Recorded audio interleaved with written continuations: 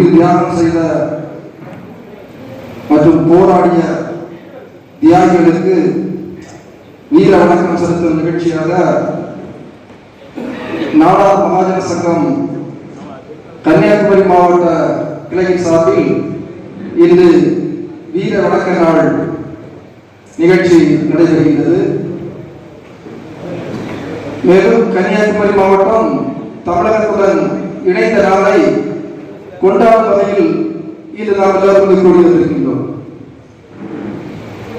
கன்னியாகுமரி மாவட்டம் தமிழ்நாடுடன் இணைந்த இன்று கேரள மாநிலத்தின் ஒரு பக்கம் குப்பைக்கூடாக வேற மாறிக்கொண்டிருக்கின்றது. இந்த நிலைகள் மாற்றப்பட வேண்டும்.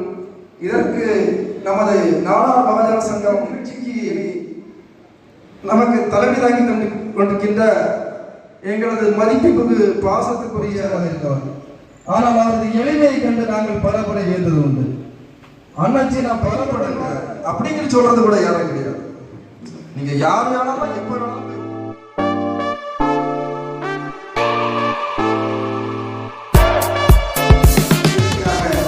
பேத்தியா மதப்பொருளில் இன்றைக்கு இங்கே வருகிறது இந்த நிகழ்ச்சியில் கலந்து கொண்டிருக்கிறேன் என்றால் உண்மையிலேயே நாடார் மகாஜன சங்கம் உங்களை மனதார பாராட்டுகிறோம். ஏனென்றால் நாங்கள் விடுத்த அழைப்பு ஒரு சிறு பெரியவர்கள் தான் உங்களை வந்து அழைத்தார்கள். ஐசக் அவர்களும் முருகன் அவர்களும் அருமைக்குரிய நிர்வாகிகளும். ஆனால் அதற்கு காரணங்கள் நீங்கள் இங்கே வருகிறது எங்களுக்கு ஒரு சிறப்பாக இருக்கிறது. நாங்கள் எடுக்கின்ற முயற்சிக்கு ஒரு ஆக்கமும் ஊக்கமும் கொடுக்கின்ற பணி என்பது நீங்கள் வருகிற பொழுதுதான் அந்த தைரியம் எங்களுக்கு வரும். ஏனென்றால் அத்தனை பேர்களுடைய வீடுகளில் இருந்தும் ஒருவராக இங்கே வந்திருக்கிறீர்கள். இந்த முயற்சிக்கு இது ஒரு பெரிய வெற்றி. ஏனென்றால் நாங்கள் உங்களைத்தான் பாராட்ட வேண்டும். அருமைக்குரிய தலைவர்களை பற்றி இந்த வரலாறுகளை தெரிந்து கொள்வதை விட தலைவர்களுக்காண்டி எப்படி போராடினார்கள், இந்த போராட்ட களம் எப்படியெல்லாம் உருவாகியிருக்கிறது என்பதை எனக்கு முன்னால் பேசியவர்கள் சொன்னதும் அழகாக அருமைக்குரிய அண்ணாச்சி ஒரு தெளிவான கருத்துக்களை நேசமணியை பற்றி சொன்னார்கள். இந்த மக்கள் எப்படி நினைக்கிறார்கள், இன்றைய மனிதர்கள் எப்படி வாழ்ந்து கொண்டிருக்கிறார்கள், அன்றைக்கு அதற்கு எப்படி எதிர்ப்பாக இருக்கின்ற பொழுது செயல்படுகின்ற விதங்களை எல்லாம் எடுத்து சொன்னார்கள். ஆனால் நாம் இன்றைக்கு ஒன்றை தெரிந்து கொள்ள வேண்டிய கட்டாயத்தில் இருக்கிறோம். இந்த 1ஆம் தேதி என்பது நீங்கள் பெங்களூருக்கோ ஆந்திராவுக்கோ சென்றீர்கள் என்றால் அந்த 2 மாநிலங்களிலும் இன்றைக்கு தான் அவர்கள் திருவிழா போலைகள் நடத்துகிறார்கள். அந்த திருவிழா போலைகள் நடத்துவதற்கு பெங்களூரில் பார்த்தோம் என்றால் எல்லா ஊர்களிலும் லைட் போட்டிருப்பார்கள், எல்லா கல்லூரிகளிலும் லைட் போட்டிருப்பார்கள், எல்லா மாணவர்களும் அங்கே கொண்டாடி கொண்டிருக்கிறார்கள். அதேதான் ஆந்திரா மாநிலத்திலும் அவர்கள் இந்த 2 மாநிலத்திலையும் இந்த 1ஆம் தேதி நவம்பர் 1ஆம் தேதி அழகாக அவர்கள் கொண்டாடுவதற்கு காரணம் அன்றைக்கு தமிழகத்தில் இருந்து இதை பிரிக்க வேண்டும் என்று தெலுங்கும் கன்னடமும் பிரிக்க வேண்டும் என்று கேரளாவும் பிரிக்கின்ற பணியை செய்கின்ற பொழுது அங்கே ஸ்ரீராம் என்று ஒருவர் உண்ணாவிரதம் இருந்தார் ஆந்திராவில். அந்த ஸ்ரீராம் அவர்கள் உண்ணாவிரதம் இருந்து ஒரு பெரிய புரட்சியை தமிழகத்தை எங்களுக்கு பிரித்து தர வேண்டும் என்று கேட்டார். அவருடைய மரணத்திற்கு பின்னால் தான் அங்கே அந்த போராட்டம் நடைபெற்றது. அந்த போராட்டம் நடைபெற்ற பின்னால் இன்றைக்கு அந்த ஸ்ரீராம் அவர்களுக்கு ஆந்திராவிலும் அங்கே சிலை வைக்கப்பட்டிருக்கிறது. அந்த அரசாங்கம் அங்கே இருக்கின்ற மக்களுக்கெல்லாம் இந்த நாள் நமக்கு ஒரு விடுதலை நாள், தமிழகத்தில் இருந்து கிடைத்த விடுதலை நாள் என்று தெலுங்கர்களும் கன்னடர்களும் கொண்டாடி கொண்டிருக்கிறார்கள் இந்த நவம்பர் 1. ஆனால் நாம் இங்கே இருக்கின்ற மலையாளத்தோடு அல்ல இன்றைக்கு நாம் நம்முடைய விடுதலை. இது தமிழ் மண்ணாக இருந்த பூமிதான். ஏனென்றால் நாம் இன்றைக்கு வரலாற்றை பார்க்கின்ற பொழுது முதல் தமிழ் சங்கம் தொல்காப்பியருடைய பிறவி இங்குதான் இருக்கிறது. தொல்காப்பி பிறந்தது குமரி மாவட்டத்தில். தொல்காப்பியருக்கு முன்னால் முதல் தமிழ் சங்கம் வைத்தது தமிழகத்தினுடைய கடற்கரையில் இருக்கின்ற முதல் கடல் கொண்ட தமிழ் சங்கம் அமைத்தது குமரி மாவட்டத்தில் தான். 2வது தமிழ் சங்கத்திற்கு பின்னால் 3வது தமிழ் சங்கம் தான் இன்றைக்கு அதற்கு பின்னால் மதுரையில் இருக்கிறது. அதைவிட இந்த தமிழ் சங்கத்திற்கு முன்னால் இந்த நாடு பாண்டியர்களுடைய கட்டுப்பாட்டில் தான் இந்த நாடு ஆண்டு கொண்டிருந்தார்கள். அன்றைக்கு சிற்றரசனாக இருந்த வேணாடு என்றுதான் இந்த நாட்டுக்கு பெயர் இருந்தது. வேணாடு என்று பெயர் பெற்று இந்த நாடை வேணாட்டு மன்னர் தான் ஆண்டு கொண்டிருந்தார். திருவாங்கூர் சமஸ்தானத்தினுடைய கீழ் இந்த நாடு சீரழித்து படையெடுத்த பின்னால்தான் அங்கே திருவாங்கூர் சமஸ்தானத்திற்கு தான் சென்றதை தவிர கேரளாவுக்கு செல்லவில்லை. திருவாங்கூர் சமஸ்தானம் தான் எனக்கு முன்னால் பேசிய அத்தனை பேர்கள் சொன்னதை போல அந்த கொடுமைகளை எல்லாம் இந்த மக்களுக்கு அளித்தார்கள். அந்த மக்களுக்கு திருவாங்கூர் சமஸ்தானம் அதை அளிப்பதை எதிர்த்துத்தான் இன்றைக்கு குமரி மாவட்டத்தில் வருகின்ற தலைவர்கள் எல்லாம் பெரிய பெரிய தலைவர்களை உருவாக்கி இருக்கின்றார்கள். எப்படி இன்றைக்கு இந்த நாடு விடுதலையாகின்ற பொழுது, அழகாக சொல்கின்ற பொழுது, 30 கோடி மக்கள் வாழ்கின்ற பொழுது காந்திஜி அவர்கள் இந்த நாட்டுக்கு விடுதலை வேண்டும் என்ற ஒரு கோரிக்கையை அருமையாக அதற்கு முன்னால் இருந்த தலைவர் திலகர் அவர்கள் இந்தியாவை ஒன்று சேர்க்கின்ற பணியை செய்தார். அந்த திலகர் அவர்கள் ஒன்று சேர்க்கின்ற முயற்சி எடுக்கின்ற பொழுது அவருடைய காரியங்கள் வெற்றி பெற முடியவில்லை. அன்றைய காலம் ஆப்பிரிக்காவில், அருமைக்குரிய தென்னாப்பிரிக்காவில் இருக்கின்ற காந்திஜி அவர்கள் கருப்பினர்களுக்காண்டி போரிட்டதால் காந்திஜி அவர்களுக்கு திலகர் லெட்டர் எழுதினார். நீங்கள் அங்கே இருந்து வாருங்கள், இங்கே தலைமையேற்று எனக்கு பின்னால் இந்த போராட்டத்தை இந்தியாவை அனைத்து வரை ஒன்று சேர்க்க வேண்டும் என்ற சிந்தனைகளை அவர் சொன்ன அடிப்படையில் காந்திஜி அவர்கள் தலைமையேற்றார். காந்திஜி அவர்கள் தலைமையேற்ற பின்னால் தான் இந்தியாவையும் தன்னுடைய ரயிலில் பயணங்களை தொடர்ந்தார். இந்திய மக்களை ஒன்று சேர்த்து அத்தனை பேர்களையும் எடுத்து அகிம்சை வழியில் இந்திய மக்கள் எப்படி வாழ்வார்கள், அந்த வாழ்க்கையை அகிம்சை வழியில் இந்தியா விடுதலை வேண்டும் என்று அன்றைக்கு போரிட்டார்கள். அந்த போரிட்டதில் ஒன்றை பார்த்துக் கொள்ள வேண்டும், 30 கோடி மக்கள் வாழ்ந்தார்கள். ஆனால் அன்றைக்கு இந்தியாவினுடைய தியாகிகள் 3 லட்சம் பேர் தான். 30 கோடி மக்களில் 3 லட்சம் பேர் தியாகிகள், மீதி 27 கோடி மக்கள் காந்திஜியை ஏற்றுக்கொண்டார்கள். அதை போலதான் நாம் இன்றைக்கு யோசிக்க வேண்டும். இந்த நவம்பர் 1ஆம் தேதி இங்கே தியாகிகள் என்று எத்தனை பேர்கள் பட்டியலிட்டோம் என்றால் குறைவாக இருக்கலாம். ஆனால் துப்பாக்கி சூட்டில் 11 பேர் இறந்திருக்கிறார்கள்.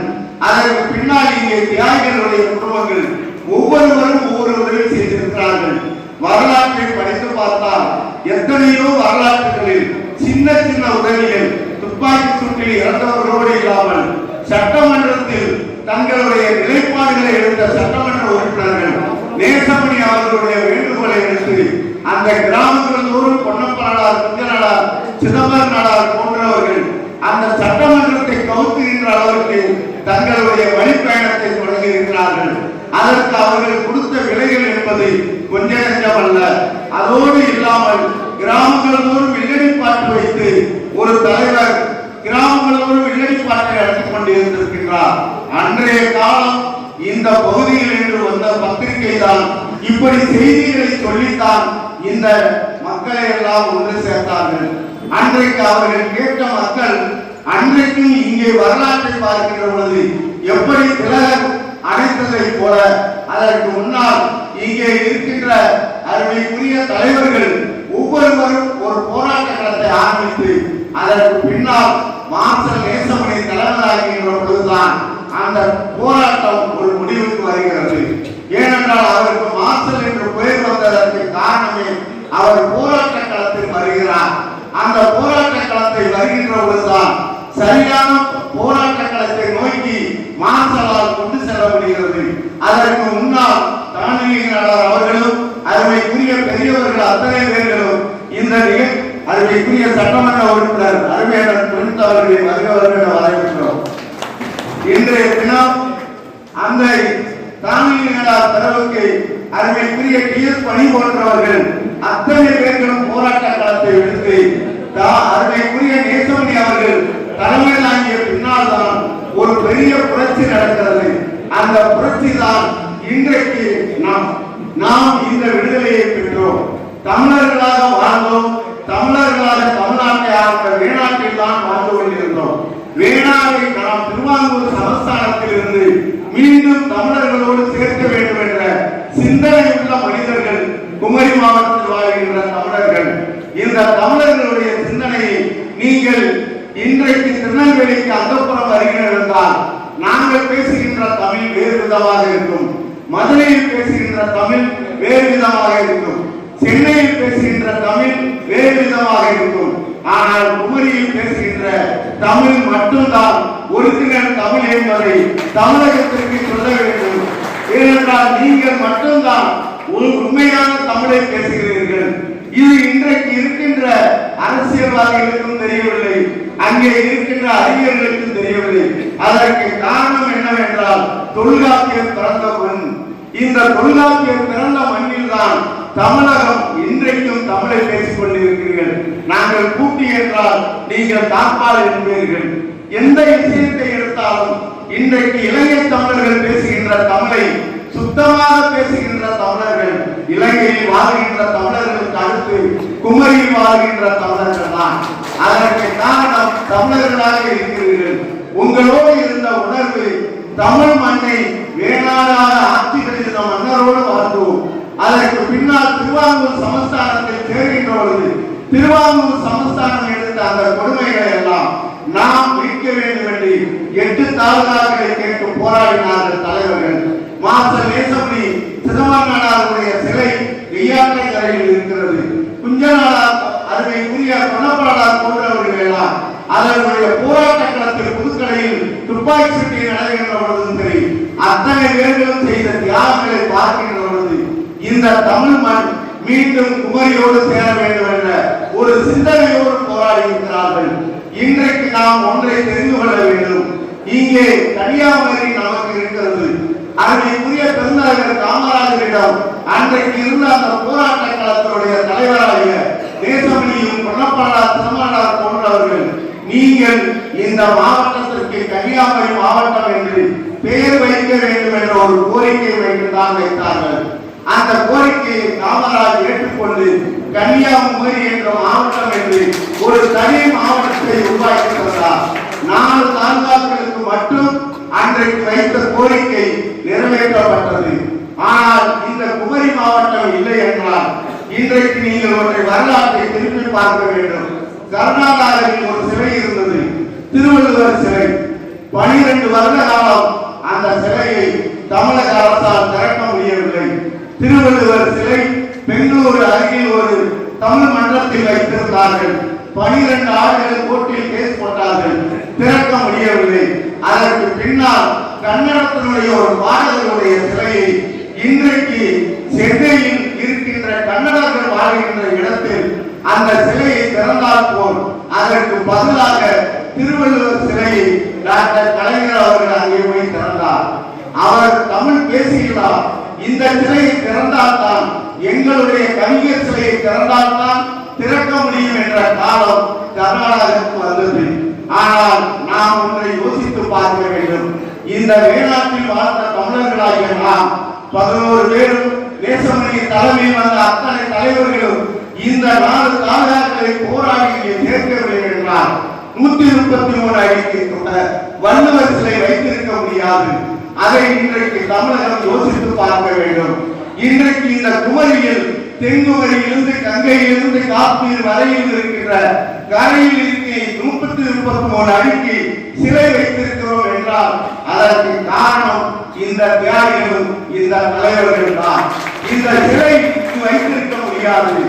இன்றைக்கு விவேகானந்தர் பாறையை அங்கே இருந்து வந்து வட இந்தியர்களோ இன்றைக்கு இருந்த அமைப்புகளோ இங்கே விவேகானந்தர் தியாகம் பண்ணினார் என்று இந்த பூமியை வைத்திருக்கிறார் என்றால் அதற்கு காரணமும் இந்த தியாகிகளும் இந்த தலைவர்கள் தான்.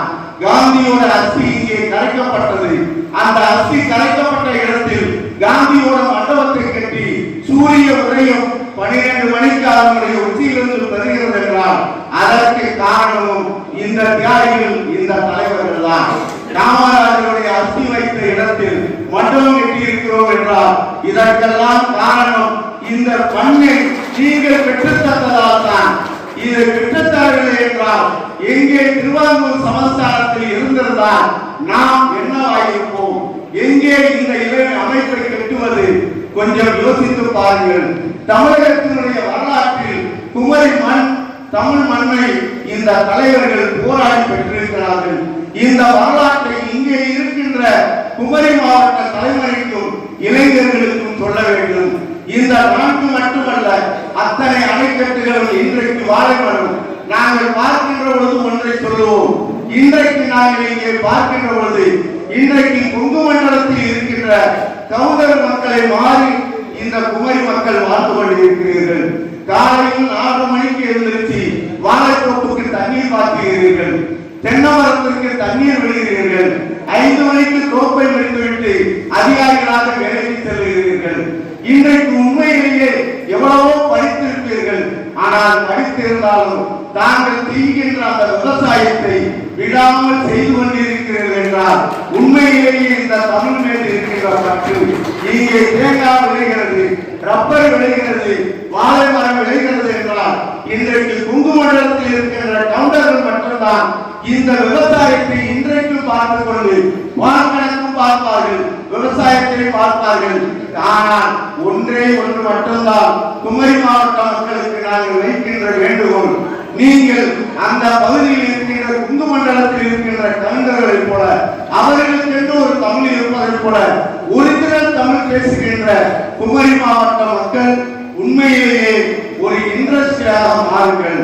உங்களிடம் இருக்கின்ற உழைப்பு, சுறுசுறுப்பு, உங்களிடம் இருக்கின்ற திறமை, காலையில் 5 மணிக்கு எழுந்து தோட்டத்தில் தண்ணீர் வாய்த்துவிட்டு நியாயமாக தொழில் செய்து நியாயமான அதிகாரிகளாக தமிழகம் எங்கு கோட்டை வரையிலும் உங்களுக்கென்று ஒரு முத்திரை வகித்திருக்கின்ற அத்தனை அதிகாரிகளாக பணியாற்றி இருக்கிறீர்கள்.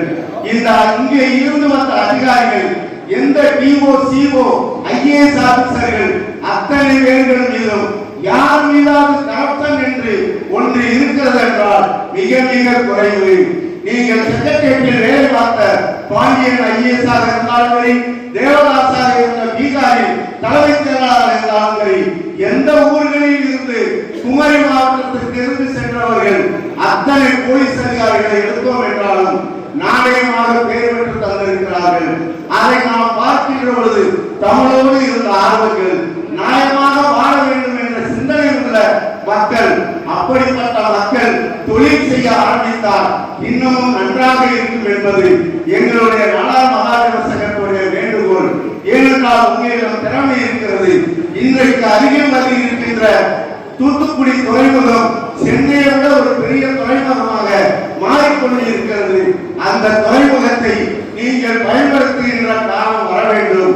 இங்கே எப்படி இந்த மண்ணை தமிழோடு இணைக்குவதற்கு அழகாக போராடிய மாசநேசமணி தலைமையில் இருந்த தலைவர்களும் துப்பாக்கி சூட்டில் இருந்த அந்த குடும்பத்தார்களும் இங்கே வருகை தந்திருக்கிறீர்கள். உங்கள் அத்தனை பேருடைய தலைமையில் தான் நான் சொன்ன அவையில் இந்த தமிழ் சிறந்திருக்கிறது, இந்த கட்டணங்கள் வளர்ந்திருக்கிறது. இங்கே இன்றைக்கும் நாம் குமரி மன்னனுடைய பெருமையை பேசிக் கொண்டிருக்கிறோம். ஆனால் இவை அத்தனையும் பேசிக்கொண்டு வளர்ந்து கொண்டிருந்தாலும் காலத்தினுடைய கட்டாயம் இங்கே விவசாயமும் அதிகமாக வேலை வாய்ப்பை நோக்கி நீங்கள் சென்று கொண்டிருக்கிறீர்கள். அந்த வேலை வாய்ப்பில் உங்களுக்குள் ஒரு திறமை இருக்கிறது. அந்த திறமையை தொழிற்சாலையிலும் காட்ட வேண்டும். நீங்கள் நினைத்தால் இங்கே ஒரு பிரைவேட் கம்பெனிகளை உருவாக்க முடியும் என்ற நம்பிக்கை எங்களுக்கு இருக்கிறது. ஏனென்றால் இங்கே பிரைவேட் கம்பெனிகளை உருவாக்க முடியும். உங்களிடம் அந்த தேவை போல் இருக்கின்ற சுறுசுறுப்பு, நியாயம் அத்தனையும் இருக்கிறது. தமிழ் பற்று, அந்த பற்றை இருப்பதால் வெளிநாடுகளில் வேலை பார்க்கின்ற இங்கே இருந்து எத்தனையோ ஒரு வெளிநாடுகளுக்கு வேலைக்கு சென்றிருப்பார்கள். அவர்களை எல்லாம் அழைத்து இந்த தமிழ் மண் குமரி மண்ணில் இருந்து ஒரு கம்பெனிகளை உருவாக்குங்கள். நான் இதை எதற்கு சொல்லுகிறோம் என்றால், கும்பகோணத்தில் பிறந்த இன்றைக்கு தென்காசியில் வந்து சேர்ந்திருக்கின்ற சுயம்பு என்ற ஒருவர் அரட்டை என்ற ஒரு அமைப்பை இன்றைக்கு ஒரு ஆப்பை உருவாக்கி இருக்கின்றார். சுயம்பு என்று ஒருவர், அவர் பிராமண குலத்தை சேர்ந்தவர், கும்பகோணத்தில் பிறந்து இங்கே வந்து தென்காசியில் வந்து அந்த மாவட்டத்தை எடுத்து அங்கே கம்ப்யூட்டர் கம்பெனி முன்னேற்றம் அளித்து தனக்கென்று ஒரு முத்திரையை பதித்து அங்கே மக்களுக்கெல்லாம் சேவையை செய்து கூகுள் வெளிநாடுகள் தடை செய்யப்பட்டால் நாம் ஒன்றை உருவாக்க வேண்டும் என்று அரட்டை என்ற ஒரு அமைப்பை இன்றைக்கு உருவாக்கி அரசாங்கம் அதை அங்கீகரிக்க என்ற காலம் வந்து கொண்டிருக்கிறது. அதற்கு ஏற்றாற்போல் குமரி மாவட்டத்தில் இருக்கின்ற மாணவ மாணவிகள் அறிவில்லாதவர்கள் அல்ல, அறிவில் சிறந்தவர்கள், நல்ல அதிகாரிகளாக இருப்பவர்கள், அவர்களை எல்லாம் நீங்கள் மீண்டும் இந்த குமரி மண்ணில் உருவாக்கி வெளிநாடுகளில் எங்கேயோ கையேந்தி வேலை செய்வதை விட இந்த மண்ணுக்கு எப்படி நமது தலைவர்கள் எல்லாம் போராடி தமிழகத்தை மாற்றி தந்தார்களோ இவை இன்றைக்கும் பெருமையாக பேசிக் கொண்டிருக்கிறோம் என்றால் அதற்குரிய தலைவர்கள் வாழ்ந்திருக்கிறார்கள். ஒரு காலம் சட்டமன்றத்தில் பொன்னப்பனார் எந்திருக்கிறார் என்றால் கலைஞர் கேசவிட முடியாத நிலை இருந்த காலம் இருந்தது. அதனால்தான் நெல்லை எனக்கு எல்லை, குமரி எனக்கு தொல்லை என்று கலைஞர் சொன்னார் என்றால் அதற்கு காரணம் பொன்னப்பனார் என்ற ஒரு அஞ்சாத செய்யும் எழுந்து கேள்வி கேட்க ஆரம்பித்தார். சட்டமன்றம் அப்படி பேசினார்கள்.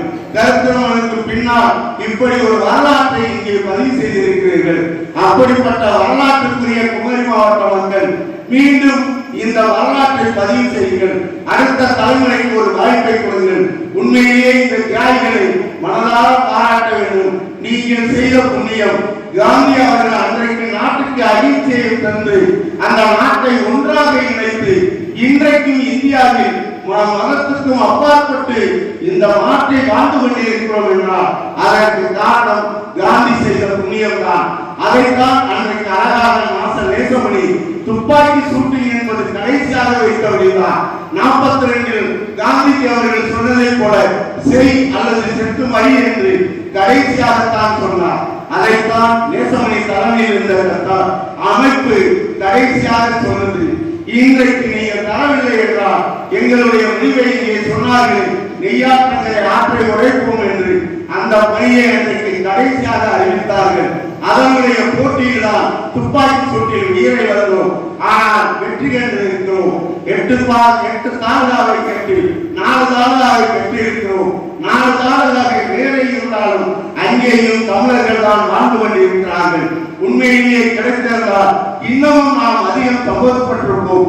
நான் இன்றைக்கு நாடார் மகாஜன சங்கம் எதற்காக இந்த முடிவெடுக்கிறோம் என்றால் இன்றைக்கு கன்னடர்களும் தெலுங்கர்களும் கொண்டாடுவதை போல தமிழர்களாகிய நாம் இந்த விழாவை உண்மையிலேயே இந்த தியாகிகளை மதித்து இந்த நவம்பர் 1ஆம் தேதி தமிழகத்தினுடைய இந்த விடியல் விழாவை இந்த குமரி மாவட்டம் தமிழகம் எங்கும் கொண்டாடுகின்ற காலத்தை உருவாக்குவதற்காக நாங்கள் முயற்சி எடுக்கிறோம். நீங்கள் வந்த தயாரிகள் அத்தனை பேர்